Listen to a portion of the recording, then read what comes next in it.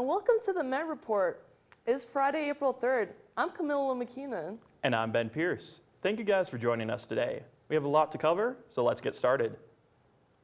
After classes, students want to relax, but not this group. They punch and kick their way through the end of the day. Our Ytzel Vazquez Meza has more on kickboxing with healthy pursuits. On a sunny day in the Rary Event Center, 3, 2, 1, let's go! a group of students gathered to attend Kickboxing with Healthy Pursuits, where they learned various ways to learn self-defense while being cost-effective. The class focused on various moves, such as roundhouse kicks and punches. Victoria Watson, the instructor for Kickboxing and Healthy Pursuits, said that she notices a difference in the students who attend her classes. Really start to see students learn those foundational moves and feel more confident. You can see their strength and just their confidence when they're coming up to class. I even had a student recently tell me that she noticed she's standing taller. So little things like that, from posture to just confidence all around coming into class. Romeo Ortiz, an attendee of the kickboxing classes, has been attending since the start of the semester. The classes have helped him learn kickboxing while meeting new people. Simply talking to everybody because I like making friends, so I like talking to everyone in the class, not only, but just physically doing the class. Victoria's goal is to make Kickboxing with Healthy Pursuits a safe space to be active, no matter your skill level. My goal is that this can be your first time trying it, that you can feel comfortable. It's okay to make mistakes or not get every combination right, but that being able to try it here is always going to be a really safe spot. And the goal is always to have some movement, have some fun, even if it takes a little while to get the movements down.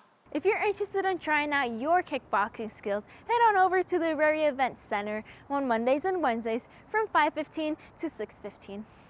So Roadrunners, don't be shy. Put on your workout gear, keep calm, and kick it.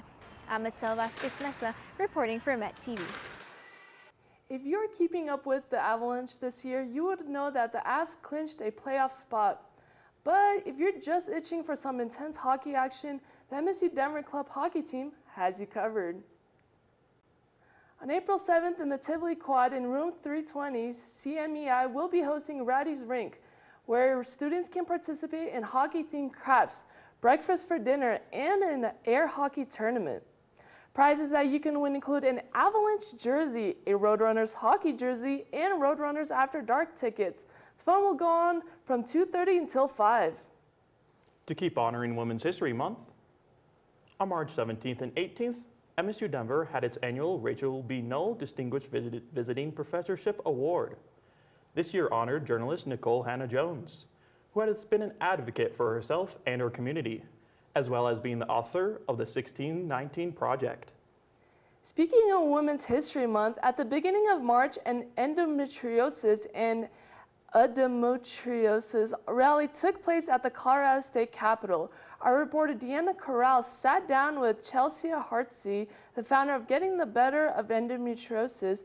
Let's take a look. So kicking off Endometriosis Awareness Month, we decided to go to the state capitol and do a little rally, and we brought in lived experiences as well as conversations about research and actual Colorado representation within economic impacts.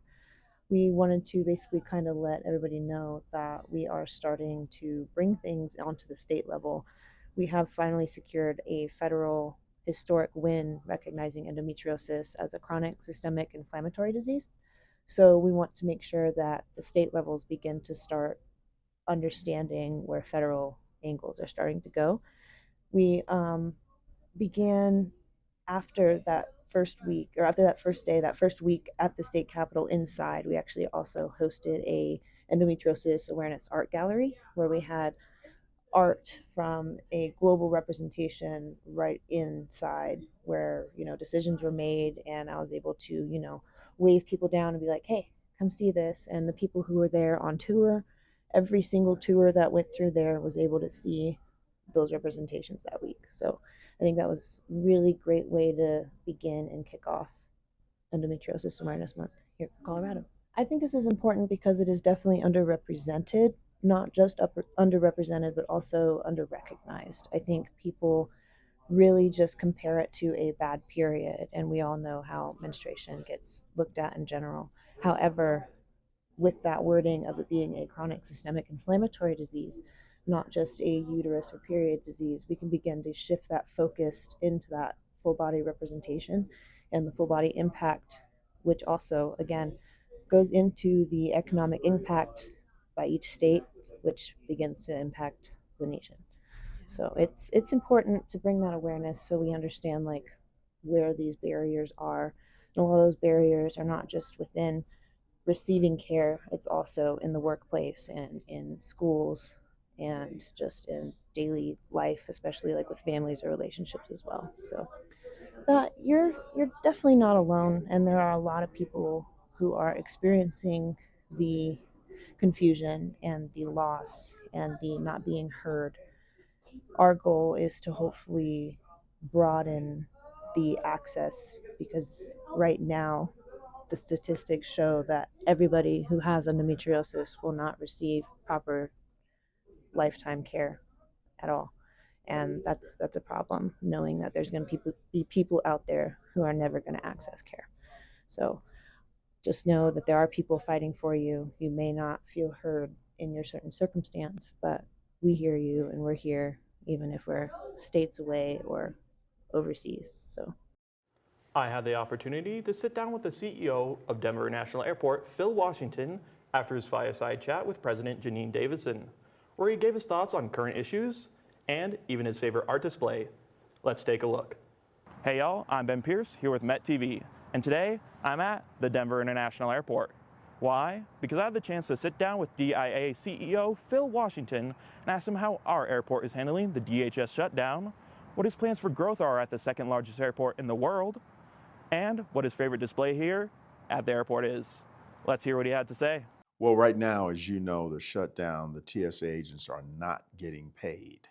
I think they ought to get paid. I think if you work, you ought to get paid. And so they're no different than anybody else. We have not seen a major impact like there's been at other airports yet. My hope is that this issue gets resolved sooner rather than later, because I don't want to see anybody working without pay.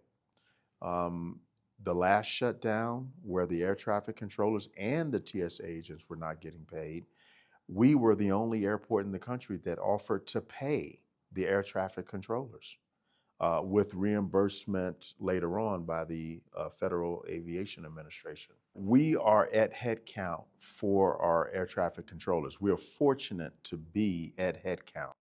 So that is a good thing. We have not had, we have not seen the impact on air traffic controllers here because we're at that head count. But I am always concerned about what I think is an existential threat in terms of the lack of a qualified workforce in infrastructure in general. The airport was designed for 50 million annual passengers. Last year we were at 82.4. So we are having to build to meet that demand. For the next 5 years, we may see between 4 and 6% growth. We are building a consolidated rental car facility. We are expanding Concourse C. We're expanding that with 11 additional gates. Those 11 additional gates get us to 100 million annual passengers. We are looking at additional runways, a 7th runway. We are in the environmental phase for that. And when you say art, I'm thinking art and displays that we have. The first one was the Ed Dwight display that we did maybe 2 years ago. Ed Dwight was the first African-American astronaut candidate in this country. And when John F. Kennedy was assassinated, he was kicked out the program. When he was kicked out of the program, he became a sculptor, a world-renowned sculptor. And so we had his military display, and then we had his time as a sculptor. I don't know about you, but as a Colorado native, I have to say my favorite display has to be Lucifer. Let us know what yours is. That's all I have for you today. Let's go back to the desk. Northern Colorado is home to one of the largest meat packing plants in the U.S. Over 3,000 workers, and these workers are unsatisfied, entering into a strike over the company's practices and pay. On March 19th, UFCW Local 7 Union led workers on a strike. Now entering their third week, employees at JBS are striking over fair wages and demanding safer working conditions, also claiming their wages have been garnished to replace work equipment. This is the first strike against the JBS company in over 40 years. Around 3,800 employees continue to strike as they attempt to come to a fair deal with the company. JBS has expressed gratitude to the employees who crossed the picket line to show up and keep production running. UFCW Local 7 Union strike has yet to announce a resolution or plans to end the strike. Coming up after the break, see what changes are to be made to DHS leadership. And later, rapper Afroman, best known for his early 2000s hit, Because I Got High, hit headlines again in 2026. Sounds like he's more than a one-hit wonder, Ben. Well, we'll have all that and more after the break. People are breaking down our door to get their hands on the latest Metropolitan newspaper. Our new edition will be available to you on campus on Monday, April 13th. Be sure to grab your copy.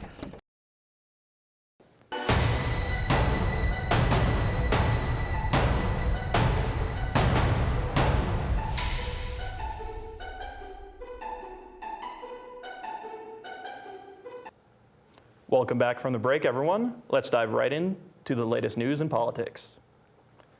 Last Saturday, millions of people gathered for the No Kings protest in their respective cities. Among many cities, one Golden, Colorado. Our Luke Maestas went down to the protest to find out why these citizens are choosing to voice their disapproval for the current administration. The city of Golden's not usually known for its politics, but on Saturday, the city completely changed the narrative, joining cities from all over the nation to voice their anger towards the current administration. There isn't that much debate why this is. The Trump administration is currently facing criticism as gas prices start to soar, a genocide taking place in Gaza, Medicaid being cut, and so much more campaign promises the American public aren't seeing yet. We believe in democracy, not monarchy.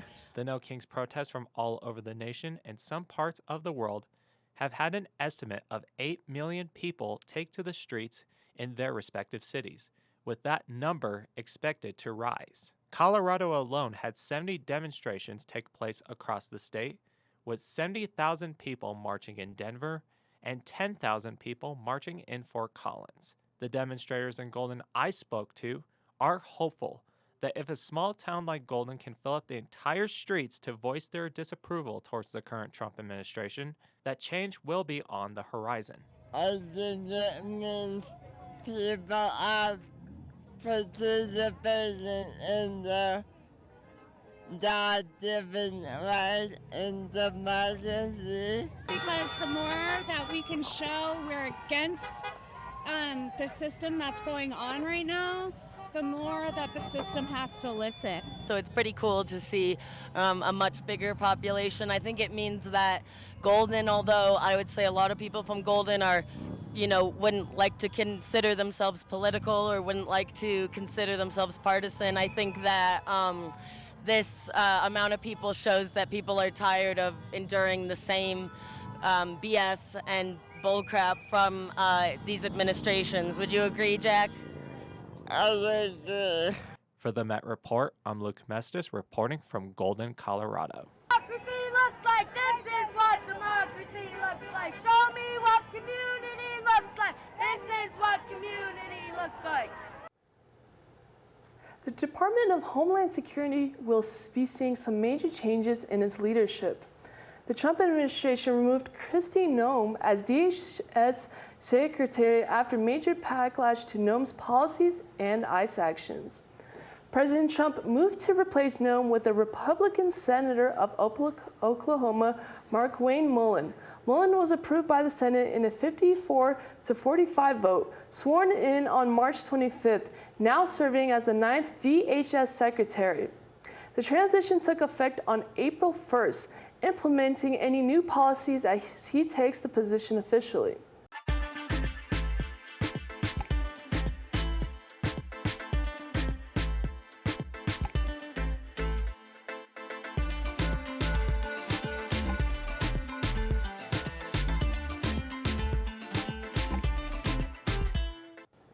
Good news out there for all you theater lovers, myself included. The Phantom of the Opera is playing at the Buell Theater in the Denver Performing Arts Center from now until Easter Sunday. The beloved musical has returned to the Mile High City after a 10-year absence. The musical is performed in front of a brand new renovated Buell Theater, which will be set perfectly to host the Phantom of the Opera for years to come. The new design is an homage to the original design created by Maria Bjornsson, giving audience members that extra bit of magic. Tickets can be found on the Denver Center for Performing Arts website. Rapper Afroman, best known for his early 2000 hit, Because I Got High, hit headlines again in 2026. Back in 2022, the Ohio Adams County Sheriff's Department issued a search warrant for Afroman's home, claiming evidence of kidnapping and a narcotics investigation as a reason for the search. In response to the raid and the investigation, Afroman took surveillance footage from his home security of the raid and compiled a collection of parody videos poking fun at officers while also highlighting specific actions they took, accusing them of stealing money and admiring a lemon pound cake on his kitchen counter. The officers filed a defamation lawsuit against the rapper claiming improper use of their likeness and emotional distress. Afroman later explained in his testimony that he was simply exercising his First Amendment right to freedom of speech. He was later found not guilty of defamation in the civil suit that ended on March 18th. That's all we have for you this month in politics and entertainment. Stay tuned because today is the day, Ben. Opening day's here. That's right, Camila. Our reporter Kevin has that for us and all the latest in sports after the break.